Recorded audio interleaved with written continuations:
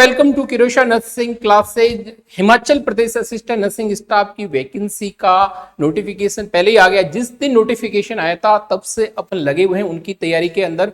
Classes continue हुई है, पीछे भी आपके आने वाले एग्जाम के अंदर आपके एग्जाम पैटर्न की अपन ने पहले ही बात कर दी थी। 85 जो आपकी नर्सिंग का एमसीक्यू सिलेबस रहने वाला है एंड 35 है वो आपका नॉन नर्सिंग का जो सिलेबस है। उसी सिलेबस के अकॉर्डिंग अपनी डेली की क्लासेस चलती हैं।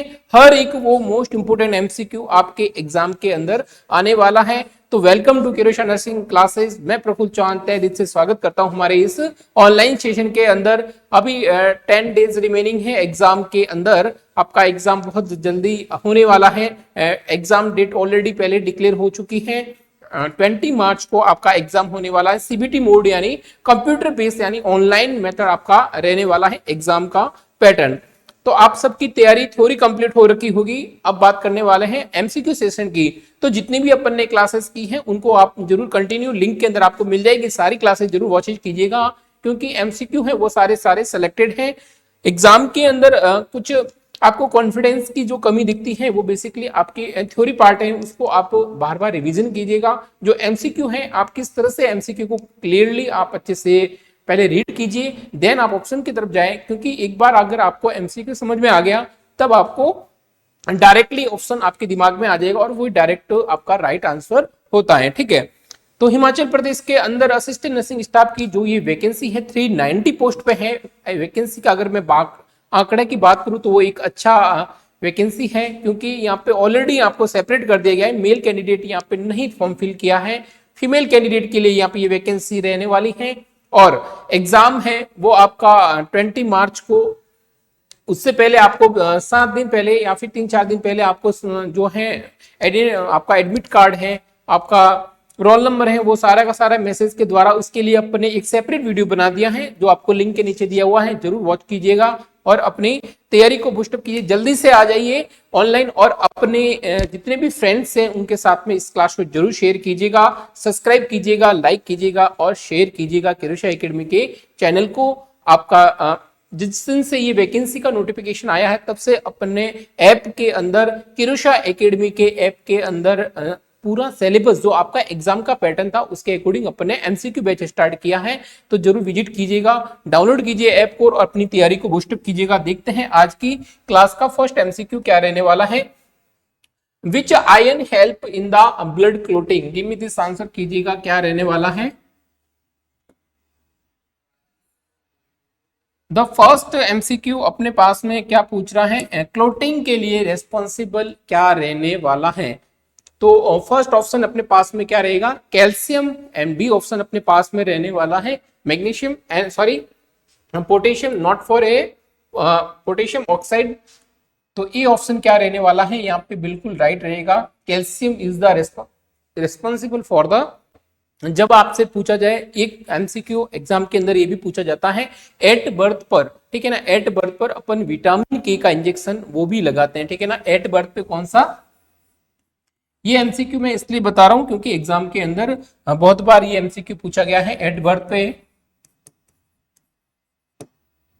विटामिन के का इंजेक्शन, ठीक है ना, विटामिन के का जो इंजेक्शन है वो बेसिकली क्या करता है, to prevent bleeding, prevent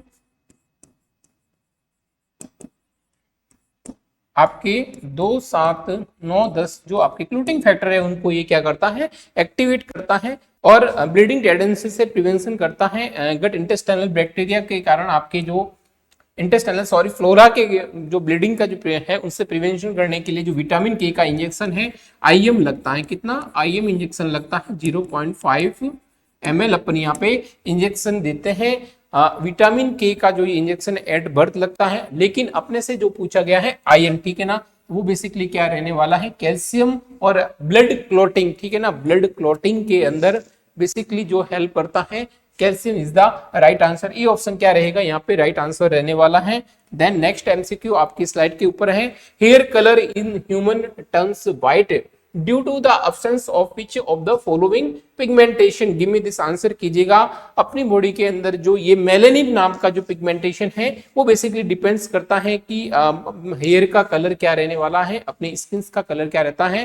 hair के अंदर कभी कभी अपन देखते हैं, कभी कभी जो पर्सन होते हैं उनके अंदर ब्राउन कलर चेंज हो जाता है और व्हाइट बहुत जल्दी होने लगते हैं, कम एज के अंदर भी व्हाइट। तो ये मेलेनिन के कहीं न कहीं इनबैलेंस कभी ज्यादा हो जाता है, कभी कम हो जाता है। तो मेलेनिन बेसिकली कहां से, मेलेनोसाइट से, ठीक है ना, मेलेनोसाइट से जो रिलीज होने वाला है, मेलेनोसाइट से, ठीक है ना, रिस्पॉन्सिबल फॉर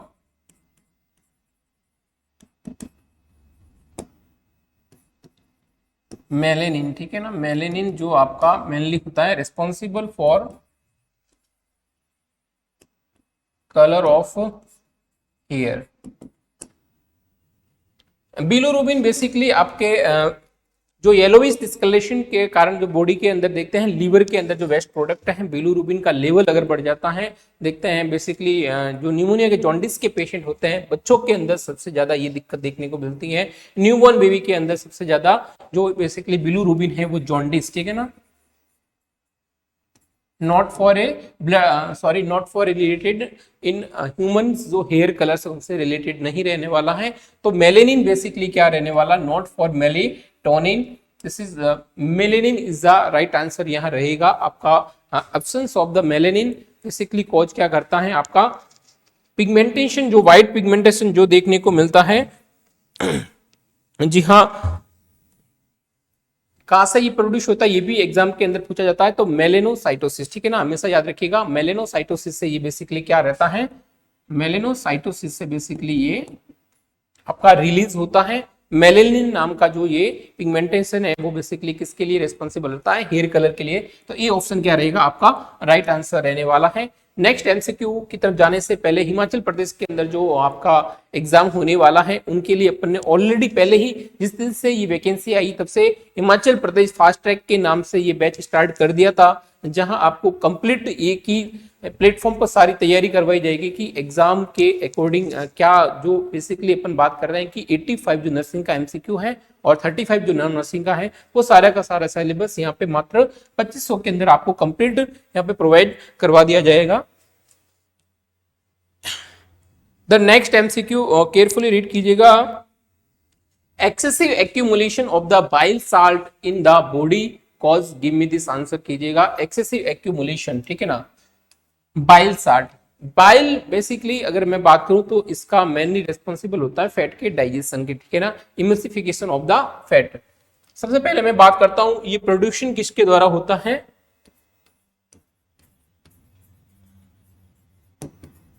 प्रोडक्शन की जब भी बात आए हमेशा याद रखिएगा लीवर के द्वारा। बेसिकली अगर लीवर में इम्बैलेंस है, अगर आपका लीवर खराब है, अगर बाइल डक्ट के अंदर ऑब्स्ट्रक्शन है, या फिर गोल ब्लैडर का कैंसर है, गोल ब्लैडर के अंदर स्टोन है, ये सारी की सारी डायरेक्ट ये आपको इंडिकेट करेगी बाइल के अंदर कुछ न कुछ यहाँ पे दिक्कत है, ठीक है ना। तो ये बेसिकली क्या होता है कि जब बाइल साल्ट है उसका एक्यूमुलेशन ब्लड स्ट्रीम के अंदर होने लगता है, तो ये बेसिकली यहाँ पे प्रॉब्लम करेगा आपके स्किन इचिंग, ठीक है ना। जब भी ये बाइल साल्ट है, बाइल बेसिकली आपके स्टोर्ड होने लगता है इन ब्लड के अंदर, ठीक है ना, ब्लड के अंदर, तो बेसिकली क्या करेगा, स्किन प्रॉब्लम करेगा, ठीक है ना, स्किन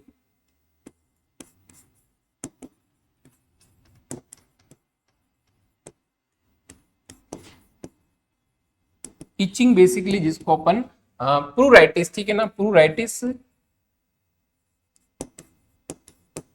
ये बेसिकली क्या है आपका। और स्टोरेज की जब भी बात की जाए, बाइल स्टोरेज की जब भी बात की जाए एग्जाम के अंदर हमेशा याद रखिएगा क्या रहने वाला है आपका, बाइल स्टोरेज बेसिकली किसके अंदर रहेगा आपका, गोल ब्लैडर के अंदर। बाइल के अंदर ऑब्स्ट्रक्शन है तो बाइल प्रॉपर्ली, और बाइल बेसिकली क्या करता है, फैट के डाइजेशन में हेल्प करता है, ठीक है ना। बाइल बेसिकली क्या करेगा आपका, बाइल बेसिकली क्या करेगा, एग्जाम के अंदर ये भी पूछा गया है, आपके emulsification of the fat.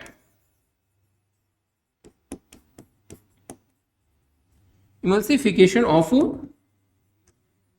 Fat help in fat digestion, ठीक है ना, हेल्प इन फैट के डाइजेशन में,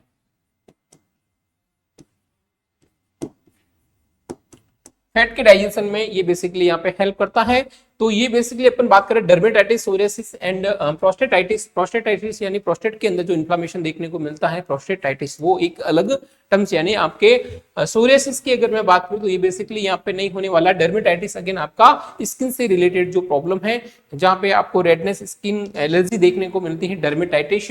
तो ए ऑप्शन क्या रहने वाला है, राइट आंसर रहने वाला है, क्योंकि ब्लड के अंदर, अगर ब्लड के अंदर स्टोर होने लगेगा आपका बाइल, बेसिकली वेस्ट प्रोडक्ट जो है इंक्रीज होने लगता है। और बाइल बेसिकली, क्योंकि बाइल का मेनली काम होता है कहां पे, इंटेस्टाइन के अंदर जो फैट का डाइजेशन है वो बेसिकली किसके द्वारा होता है, आपके बाइल के द्वारा होता है, ठीक है।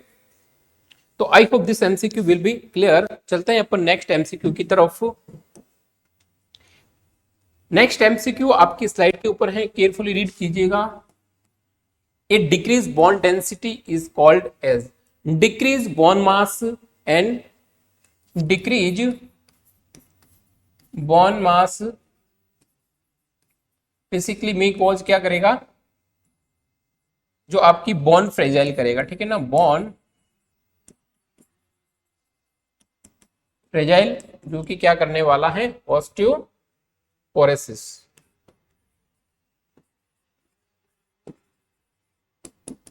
ऑस्टियोपोरोसिस यहाँ पे बेसिकली अगर मैं बात करने वाला हूं तो ये बेसिकली क्या करेगा, आपका ऑस्टियोपोरोसिस करने वाला है। जी हाँ,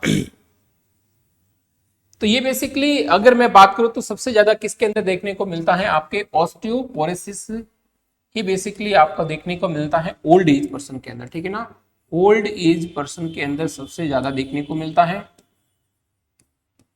और इसके साथ ही आपका जो पोस्ट मीनोपोजल, ठीक है ना, पोस्ट मीनोपोजल जो वुमेन्स होती हैं उनके अंदर ऑलरेडी यहाँ पे अगर बात करें जो मेंस्ट्रुअल साइकिल एब्सेंस होते हैं, एस्ट्रोजन की मेनली यहाँ पे सबसे ज्यादा कमी देखने को मिलती है पोस्ट मीनोपोज के अंदर। तो वहां पे सबसे ज्यादा यहाँ पे ऑस्टियोपोरोसिस होने के सबसे ज्यादा चांसेस रहते हैं। और ऐसे पर्सन जिन्होंने अपने यंग एज के अंदर बहुत ज्यादा एक्सेसिव वर्क किया है, जो हैवी वर्क किया है, वो भी देखने को मिलता है कि जब उनकी एज बढ़ जाती है 50 एबो यानी 60 एबो, तब ये ऑस्टियोपोरोसिस जैसी समस्या भी ज्यादा देखने को मिलती है। अभी इंडिया के अंदर सबसे ज्यादा प्रॉब्लम देखने को मिल रही है ऑस्टियोपोरोसिस, ठीक है ना। जॉइंट स्टिफनेस बेसिकली नहीं रहने वाला है, आर्थराइटिस यानी इन्फ्लेमेशन रहने वाला है आपका और ऑस्टियोमाइलिटिस बेसिकली डीमिनरलाइजेशन के अंदर देखने को मिलता है ऑस्टियोमाइलिटिस। तो यहाँ पे राइट आंसर क्या रहने वाला है, यहाँ पे बेसिकली राइट आंसर आपका जो रहने वाला है वो रहेगा आपका ए ऑप्शन, क्या रहेगा आपका राइट आंसर रहने वाला है, ठीक है। नेक्स्ट एमसीक्यू आपकी स्लाइड के ऊपर है, केयरफुली रीड कीजिएगा। O positive blood group available in the blood bank, which blood group may be given to the patient. The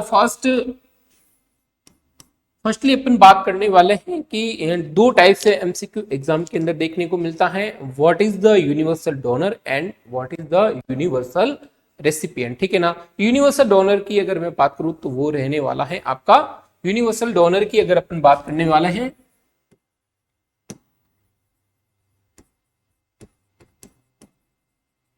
वो बेसिकली क्या रहेगा आपका, हमेशा याद रखिएगा O negative, not for A O positive, O negative हमेशा याद रखिएगा रहने वाला है आपका। और यूनिवर्सल रेसिपिएंट, ठीक है ना, यूनिवर्सल रेसिपिएंट वो बेसिकली रहेगा आपका ए बी पॉजिटिव। यहाँ पे कभी भी ए बी नेगेटिव नहीं रहेगा, हमेशा ए बी पॉजिटिव यहाँ पे राइट आंसर रहने वाला है। यानी ओ नेगेटिव वाले ब्लड, जिसका ओ नेगेटिव ब्लड है वो किसी को भी ब्लड दे सकता है। A B positive, O positive यानी ओ नेगेटिव, यानी सब जितनी भी ब्लड ग्रुप्स है उन सबको ये ओ नेगेटिव है वो ब्लड दे सकते हैं। इसलिए इन्होंने इनको अपन ने क्या बोला है, यूनिवर्सल डोनर, यानी वो किसी को भी डोनेट कर सकते हैं अपना ब्लड। अब बात की जाती है रेसिपिएंट, यानी ऐसा कौन सा ब्लड ग्रुप है जो किसी का भी ब्लड ले सकता है। तो वो ए बी पॉजिटिव है, वो हमेशा ओ पॉजिटिव, ओ नेगेटिव और A B positive, A positive, B positive, सारे के सारे ब्लड्स हैं वो ए बी पॉजिटिव वाला पर्सन जिसका blood group A B positive है वो इन सब से ब्लड ले सकता है। ठीक है, लेकिन दे किसको सकता है, only for A B positive वाले को ही दे सकता है। तो यहाँ पे क्या रहने वाला है, ए ऑप्शन जो रहेगा आपका बिल्कुल ही राइट आंसर रहने वाला है। O negative is the, A option क्या रहेगा आपका बिल्कुल ही राइट आंसर रहने वाला है। चलते हैं नेक्स्ट एमसीक्यू की तरफ। T cell maturation in, give me this answer कीजिएगा क्या रहने वाला है, यानी टी लिम्फोसाइट्स बेसिकली जो अपन बात करने वाला है वो बेसिकली क्या रहेगा आपका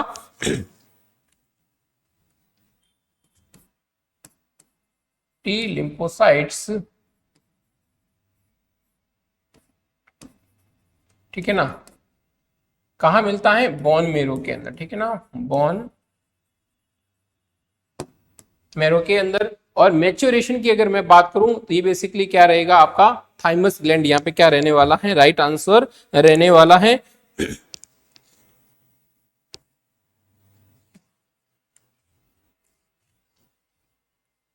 तो इसको बेसिकली मैच्योरेशन के लिए जो स्पेशल टाइप की जो सेल है वो बेसिकली क्या रहेगी आपकी थाइमस, यहाँ पे क्या रहने वाला है, राइट आंसर रहने वाला है। और बोन मेरो के अंदर बेसिकली इसका प्रोडक्शन रहता है। टी लिम्फोसाइट्स की अपन बात करने वाले हैं। लीवर की अगर मैं बात करूं, this is the largest organ, कौन सा, इंटरनल रहने वाला है। ये बेसिकली आपके ब्लड फिल्टर के लिए भी बहुत रेस्पॉन्सिबल रहता है। किडनी बेसिकली आपका जो वेस्ट प्रोडक्ट है एक्सक्रीट रहने वाला है, ठीक है। वेस्ट प्रोडक्ट के लिए बेसिकली जो अपन बात करते हैं किडनी। तो थाइमस जो है आपका टी सेल का जो मैच्योरेशन है वो बेसिकली किसके अंदर रहने वाला है, थाइमस के अंदर। और जो प्रोडक्शन है वो बेसिकली क्या रहेगा आपका, ठीक है ना। टी लिम्फोसाइट ओरिजिनेट कहाँ होती है, इन द बोन मेरो के अंदर है। ये एमसीक्यू पहले भी एग्जाम में आया हुआ है, जब भी बात पूछे कि ओरिजिनेशन कहाँ होता है, ठीक है ना, जब भी बात पूछे ओरिजिनेशन, ठीक है ना, ओरिजिनेशन की जब भी बात पूछे तब क्या करोगे आप, बोन मेरो करोगे। और आपसे पूछा जाता है कि जो मैच्योरेशन का जो प्रोसेस है वो बेसिकली कौन सा, थाइमस के अंदर, ठीक है ना, थाइमस ग्लैंड के अंदर। ये बेसिकली यहाँ पे ए ऑप्शन क्या रहने वाला है, राइट आंसर रहने वाला है। चलते हैं अपन नेक्स्ट एमसीक्यू की तरफ। उससे पहले हिमाचल प्रदेश के अंदर ये वैकेंसी निकली है, आपको टेस्ट सीरीज बिल्कुल यहाँ पे अवेलेबल है हिमाचल प्रदेश के अंदर आपके एग्जाम के पैटर्न के अकॉर्डिंग। तो जरूर परचेज कीजिएगा, ऐप को डाउनलोड कीजिए, वहां पे आपको बेहतरीन परफॉर्मेंस के साथ में आपकी प्रिपरेशन करवाई जाएगी, जिससे एग्जाम के अंदर आपको बहुत ज्यादा हेल्पफुल रहने वाला है। The next MCQ, hypothyroidism in children causes, give me this answer कीजिएगा क्या रहने वाला है, hypothyroidism in children.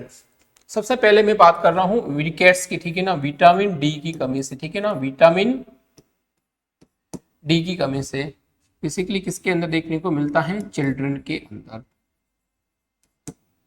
Acromegaly basically क्या रहता है, गिव मी दिस आंसर कीजिएगा, increase thyroid, increase growth hormone, increase growth hormone किसके अंदर बात कर रहा हूं मैं, एडल्ट के अंदर, ठीक है ना, किसके अंदर रहेगा, एडल्ट के अंदर। This is called acromegaly. And dwarfism basically क्या रहने वाला है, increase, sorry, decrease growth hormone, ठीक है ना, decrease growth hormone, hormone again कहां रहने वाला है आपका, एडल्ट के अंदर। अगर मैं बात करूं क्रिटिनिज्म की, ठीक है ना, क्रिटिनिज्म बेसिकली क्या रहता है आपका, डिक्रीज ग्रोथ हार्मोन या फिर हाइपोथायरॉयडिज्म, ठीक है ना, decrease growth hormone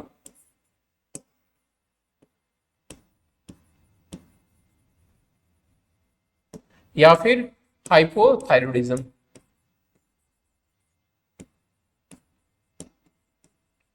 in children. सी यानी क्रिटिनिज्म यानी सी, यानी तो सी यानी क्या करोगे आप, चिल्ड्रन, ठीक है ना, सी यानी क्या हो जाएगा चिल्ड्रन, और A for this is called adult, ये भी याद रखोगे आप, ए फॉर एडल्ट, ठीक है ना। एडल्ट के अंदर जो इंक्रीज ग्रोथ हार्मोन है वो बेसिकली क्या रहने वाला है, एक्रोमेगाली, और रिकेट्स बेसिकली क्या रहता है आपका विटामिन डी की कमी से जो बच्चों के अंदर देखने को मिलता है, ठीक है ना। पिजन शेप चेस्ट यहाँ पे बेसिकली ये भी एग्जाम के अंदर एमसीक्यू आया हुआ है, तो आपको याद रखना है। तो यहाँ पे क्या आंसर चला जाएगा, डी ऑप्शन, जिन्होंने भी, ठीक है ना, तो डी ऑप्शन क्या चला जाएगा यहाँ पे, राइट आंसर चला जाएगा। आई hope this MCQ will be clear. The next MCQ, the longest portion of the Fallopian tube, ठीक है ना। फैलोपियन ट्यूब बेसिकली क्या रहने वाली है, तो fertilisation take place in the Fallopian tube के कौन से पार्ट के अंदर रहता है, तो हमेशा याद रखिएगा जो आपका एम्पुला पार्ट है, ठीक है ना। कौन सा पार्ट है आपका, एम्पुला पार्ट, एम्पुला पार्ट है वो बेसिकली क्या रहता है, सबसे largest part of Fallopian tube.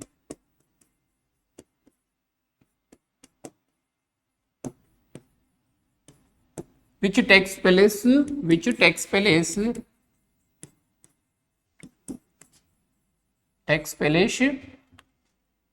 Fertilisation, ठीक है ना, फर्टिलाइजेशन अकर,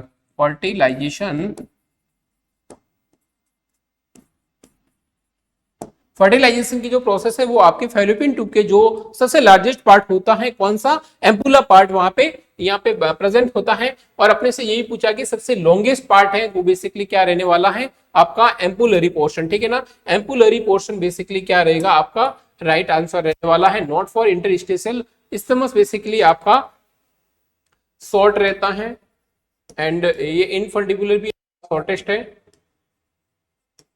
ठीक है ना। लेकिन जो आपका मेन पार्ट है एम्पुला पार्ट, ठीक है ना, वो उसका बेसिकली राइट आंसर रहने वाला है, जहां पे फर्टिलाइजेशन टेक प्लेस यहाँ पे रहता है, ठीक है। I hope this MCQ will be clear.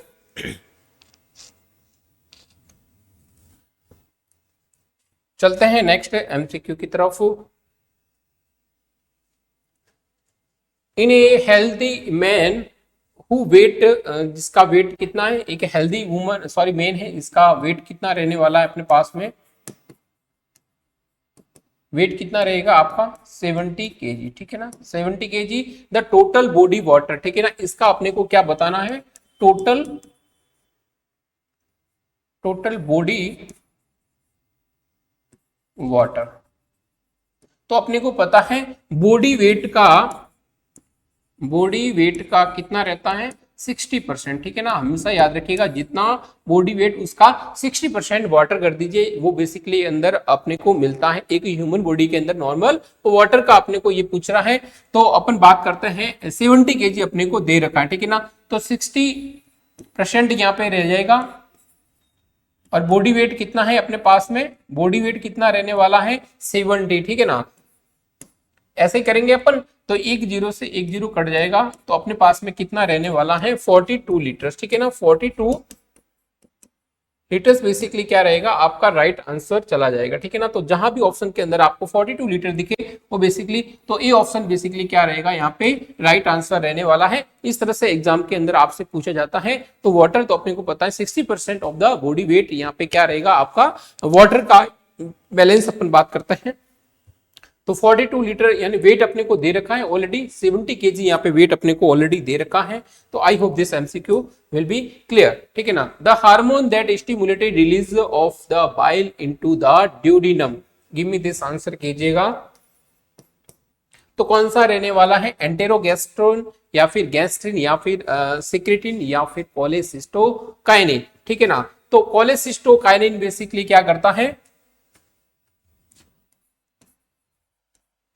Cholecystokinin basically क्या करता है, स्टिमुलेट करता है रिलीज ऑफ द बाइल, ठीक है ना।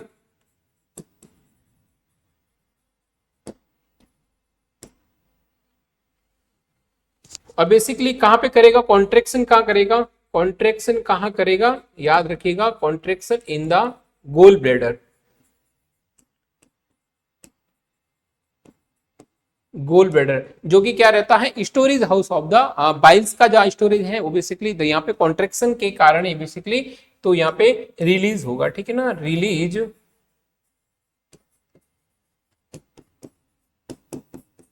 Release of bile into the duodenum, ठीक है ना। जो आपका स्मॉल इंटेस्टाइन का ये जो पार्ट है, जब खाना कहाँ पे आता है, आपके स्मॉल इंटेस्टाइन के जो ये पार्ट है, इंटेस्टाइन के जो पार्ट है ड्यूडिनम, ठीक है ना, ड्यूडिनम, यहाँ पे जो बेसिकली कोलेसिस्टोकाइनिन का ये बेसिकली यहाँ पे वर्क रहता है। ये आपके गोल ब्लैडर को कॉन्ट्रैक्शन करवा के जो बाइल्स को रिलीज करता है, और वो बाइल्स बेसिकली जो फैट के इमल्सिफिकेशन और फैट के डाइजेशन करने का काम करता है। जो डोडिनम के अंदर जो फूड आपका एंटर हुआ है, ठीक है ना, स्टोमक से कहाँ पे, डोडिनम के अंदर जो आपका डाइजेशन के लिए जो बेसिकली ये फूड जो तैयार हुआ है, कौन से, डोडिनम के अंदर, उसके अंदर जो आपका जो बाइल से वो सीक्रेट होगा, क्योंकि गोल ब्लैडर के अंदर कॉन्ट्रैक्शन के कारण यहाँ पे बाइल रिलीज होगा। कोलेसिस्टोकाइनिन इज द मेन जो है ये बेसिकली रिस्पॉन्सिबल रहने वाला है। तो बी ऑप्शन क्या रहेगा आपका राइट आंसर रहने वाला है। I hope this MCQ will be clear. चलते हैं अपन नेक्स्ट एमसीक्यू की तरफ। केयरफुली रीड कीजिएगा, यहाँ पे एमसीक्यू आपकी स्लाइड के ऊपर है, केयरफुली रीड कीजिएगा क्या रहने वाला है।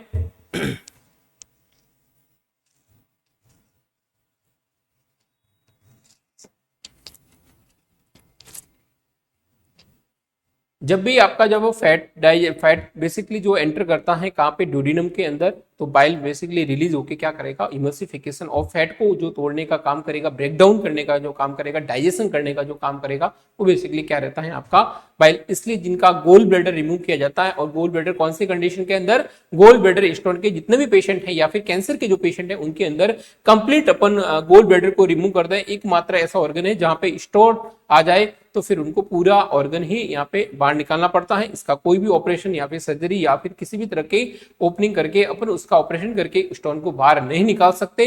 गोल ब्लैडर को कंप्लीट रिमूव किया जाता है, और ऐसे पेशेंट के अंदर हमेशा एडवाइस की जाती है कि आपको लो फैट डाइट लेनी है, कभी भी आपको हाई फैट डाइट नहीं लेनी है। बाहर का जंक फूड, फास्ट फूड यहाँ पे अवॉइड करना है, क्योंकि बेसिकली बाइल का यहाँ पे प्रोडक्शन नहीं हो रहा है, वो बेसिकली डायरेक्ट सिक्रेशन तो होगा, ठीक है ना, लीवर के द्वारा सिक्रेशन तो होता रहेगा बार बार, वो जो आपका जो बाइल स्टोरेज होना चाहिए अब वो नहीं हो रहा है, और वो कंटिन्यू गिरता रहता है आपके। लेकिन बिना आपके गोल ब्लैडर के अंदर आपको डाइजेशन के अंदर दिक्कत हो सकती है, इसलिए हमेशा याद रखिएगा ऐसे पेशेंट को एडवाइस की जाती है लो फैट डाइट यहाँ पे प्रोवाइड की जाती है। The next MCQ, the tenderness of McBurney point is suggestive of, give me this answer कीजिएगा। एमसी बोर्डनी पॉइंट अपन बेसिकली किसके अंदर देखने को मिलता है,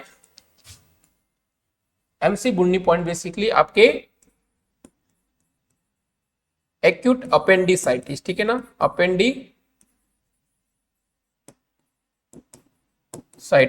अपेंडिसाइटिस बेसिकली क्या रहता है, इन्फ्लामेशन, ठीक है ना,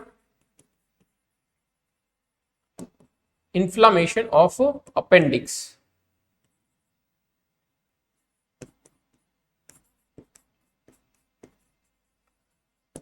अपेंडिक्स, और ये कहां पे सिचुएटेड रहती है, किससे अटैच रहती है, लार्ज इंटेस्टाइन के साथ में, ठीक है ना, लार्ज के जो सिक्कम पार्ट होता है उसके साथ में, लार्ज इंटेस्टाइन के साथ में, इंटेस्टाइन के, ये लार्ज इंटेस्टाइन का पार्ट नहीं है, लेकिन लार्ज इंटेस्टाइन के साथ में क्या होती है, अटैच रहती है, ठीक है।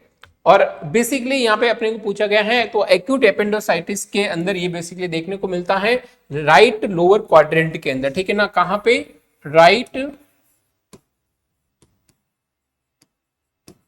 लोअर क्वाड्रेंट के अंदर आपको क्या देखने को मिलेगा, पेन, वो भी कौन सा, सीवियर पेन देखने को मिलेगा राइट लोअर क्वाड्रेंट के अंदर। एमसी बोर्डनी पॉइंट जिसको अपन बोलते हैं, यहाँ पे एक्यूट एपेंडिसाइटिस के अंदर बेसिकली ये राइट आंसर रहने वाला है, ठीक है ना। एक्यूट कोलेसिस्टाइटिस बेसिकली क्या रहेगा आपका, पेनक्रियाटाइटिस बेसिकली क्या रहता है आपका, राइट अपर क्वाड्रेंट, ठीक है ना, right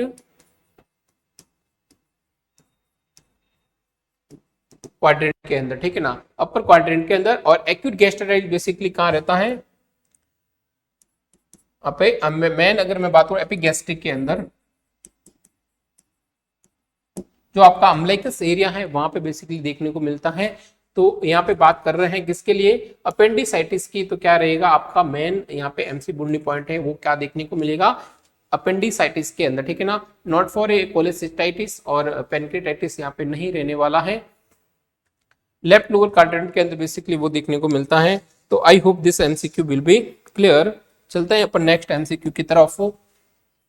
the average blood loss in a normal menstrual cycle, give me this answer कीजिएगा मेंस्ट्रुअल साइकिल के अंदर। तो सबसे पहले अपन एक बार फटाफट से देख लेते हैं मेंस्ट्रुअल साइकिल का प्रोसेस, ठीक है ना। तो आपके मेंस्ट्रुअल साइकिल के प्रोसेस के अंदर बेसिकली जो एस्ट्रोजन हार्मोन की कमी होने के कारण, ठीक है ना, वैसे बेसिकली एस्ट्रोजन एंड मेन होता है प्रोजेस्टेरोन, ठीक है ना, तो इन दोनों के अंदर एस्ट्रोजन एंड प्रोजेस्टेरोन हार्मोन की कम होने के कारण बेसिकली यहाँ पे जो आपके जो एंडोमेट्रियम जो लेयर होती है, बेसिकली जो यूट्रस की जो एंडोमेट्रियम लेयर है वहां पे क्या देखने को मिलती है, शेडिंग, क्योंकि ऑक्सीजन का लेवल कम होने के कारण, इस्चीमिया के कारण नेक्रोसिस होने लगता है और वहां पे जो एंडोमेट्रियम लेयर है वो जो 10 mm की जो होती है वो बेसिकली शेडिंग होते होते 0 पे आ जाती है और ब्लीडिंग यहाँ पे बेसिकली जो आपका हाइपोथैलेमस है वो स्टिमुलेट करता है यूट्रस के द्वारा, जो ब्लीडिंग यहाँ देखने को मिलती है। और अगर इसके फेज की अपन बात करें तो 1 से लेके 5 डेज यहाँ पे अपन देखने को मिलती है, ठीक है ना। उसके बाद में प्रोलिफरेशन, देन वापस आपका सिक्रेटरी फेज, यानी इसको अपन क्या बोलते हैं, प्रिपेरेटरी फेज बोलते हैं, ठीक है ना। तो यहाँ पे अपने से क्या पूछा गया है कि नॉर्मल मेंस्ट्रुअल साइकिल, ठीक है ना, तो नॉर्मल मेंस्ट्रुअल साइकिल के अंदर जो ब्लड जो मेनली अपन कहीं कहीं स्टार्टिंग में पढ़ते थे 35 ml से लेके 50 ml, ठीक है ना। तो बेसिकली अपन कितना मानते हैं, 50 ml यहाँ पे अपन कम से कम यहाँ पे नॉर्मल इतना अपन मानते हैं, ठीक है ना। तो 50 ml यहाँ पे अगर आपके ऑप्शन के अंदर 35 ml से 50 ml भी होता तो भी वो क्या रहता, राइट आंसर रहता, ठीक है ना। तो अपने पास में सबसे कम कौन सा रहने वाला है, ये तो बिल्कुल ही रॉन्ग हो गए। तो ओनली फॉर बी ऑप्शन है वो बेसिकली क्या रहेगा। कभी भी आप याद रखिएगा, जब आपके नियर बाई जब भी आपका जो आंकड़ा है वो रहता है उसको अपन क्या मानते हैं, राइट मानते हैं एग्जाम के अंदर, ये हमेशा ध्यान रखिएगा। तो बी ऑप्शन क्या चला जाएगा, राइट आंसर चला जाएगा, ठीक है। सबसे पहली जो फेज होती है वो बेसिकली क्या रहती है, मेंस्ट्रुएशन, ठीक है ना, मेंस्ट्रुएशन, इसी को अपन क्या बोलते हैं, ब्लीडिंग फेज, ठीक है ना, इसी को अपन क्या बोलते हैं, ब्लीडिंग फेज, 1 से लेके 5 डेज।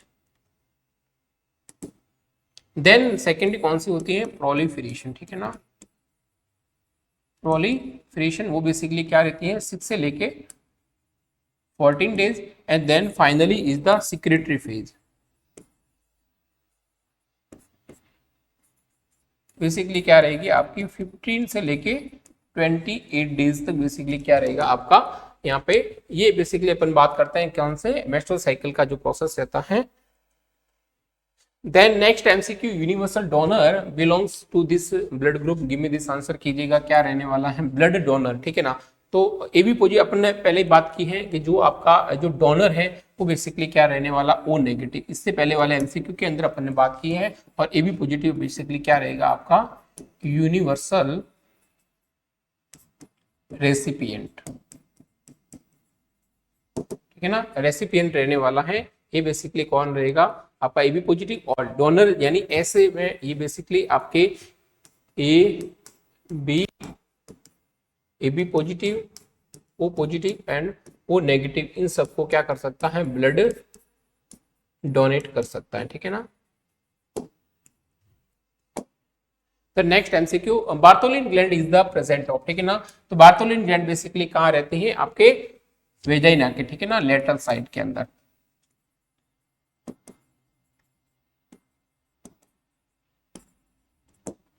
ये बेसिकली क्या रहता है, लुब्रिकेशन, ठीक है ना, लुब्रिकेशन